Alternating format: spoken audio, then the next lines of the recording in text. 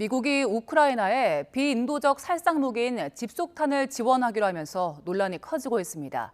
유엔에 이어 미국의 동맹국들도 반대 의사를 표명하고 나섰습니다.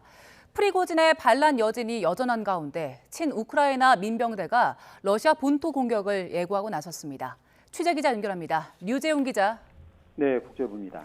바이든 미국 대통령이 우크라이나에 대한 집속탄 지원을 발표했는데 동맹국들과도 상의해서 고심 끝에 결정했다고 하지만 동맹국들은 좀 다른 목소리를 내고 있네요. 네, 그렇습니다. 영국 BBC 방송이 전한 내용입니다. 그간 우크라이나를 지원해온 영국, 캐나다, 스페인 등이 일제히 미국의 방침에 공개적으로 반대하고 나섰다는 소식입니다. 먼저 리시 수넥 영국 총리는 기자들과 만나 영국은 집속탄의 사용과 제조, 보유, 이전을 금지한 관련 협약에 서명한 국가라면서 부정적인 입장을 분명히 했습니다. 스페인 국방장관도 취재진에 스페인은 이미 특정 무기와 폭탄을 우크라이나에 보낼 수 없다는 점을 확고히 했다면서 집속탄이 우크라이나 방어에 사용돼서는 안 된다고 강조했습니다. 캐나다 정부도 성명을 냈습니다. 캐나다는 집속탄 관련 협정을 완전히 준수하고 있다고 강조하고 집속탄이 민간인, 특히 어린이에 미치는 영향을 끊어내야 한다고 강조했습니다. 다만 독일 정부는 집속탄을 우크라이나에 제공하지 않을 것이라면서도 미국의 방침을 이해한다는 입장을 내놨습니다.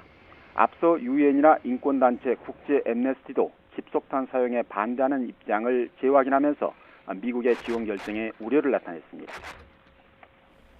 네, 용병기업 소장의 프리고진이 반란을 일으키면서 파장이 컸는데 이번에는 친우크라이나 민병대가 러시아 본토 공격을 예고했다고요? 네, 그렇습니다. 푸틴 대통령에 반대하는 친우크라이나 민병대가 러시아 본토 공격을 예고했습니다. 러시아 자유군단인데요. 러시아 자유군단의 지휘관인 막시밀리안 안드로니코프는 영국 일간 가디언과 인터뷰에서 러시아 공격 계획을 밝혔습니다. 안드로니코프는 다음 달 정도에 세 번째 기습이 있을 것이고 이어서 네 번째, 다섯 번째가 잇따를 것이라면서 야심찬 계획이 있고 모든 영토를 해방하고 싶다고 말했습니다. 이 민병대는 지난 5월과 지난달에 우크라이나와 국경을 맞댄 러시아 벨고로드주를 급습해서 일부 마을을 점령하고 러시아군과 교전을 벌인 바 있습니다. 안드로니코프는 용봉 기업의 수장 프리고진의 무장 반란으로 푸틴 대통령의 힘이 약화했다면서 현 정권이 2024년 말을 넘기지 못하고 붕괴할 것이라고 내다봤습니다. 네, 그리고 튀르키예 에르도안 대통령이 주말에 젤렌스키 대통령과 회담을 했고 푸틴 러시아 대통령과도 만날 거라고 했는데 러시아가 확답을 했습니까? 네, 그렇지 않습니다. 에르도안 튀르키예 대통령은 현지 시간으로 지난 금요일 튀르키예를 방문했습니다. 여기에서 젤렌스키 우크라이나 대통령과 정상회담을 했는데요. 에르도안 대통령은 여기에서 우크라이나가 북대서양 조약기구 나토에 가입할 자격이 있다고 밝혔습니다. 젤렌스키 대통령이 오는 11일과 12일 열릴 나토 정상회의를 앞두고 유럽 국가들을 순방하며 나토 가입에 대한 지지를 촉구하고 있는 가운데 러시아의 입장과는 달리 우크라이나의 손을 들어준 것입니다.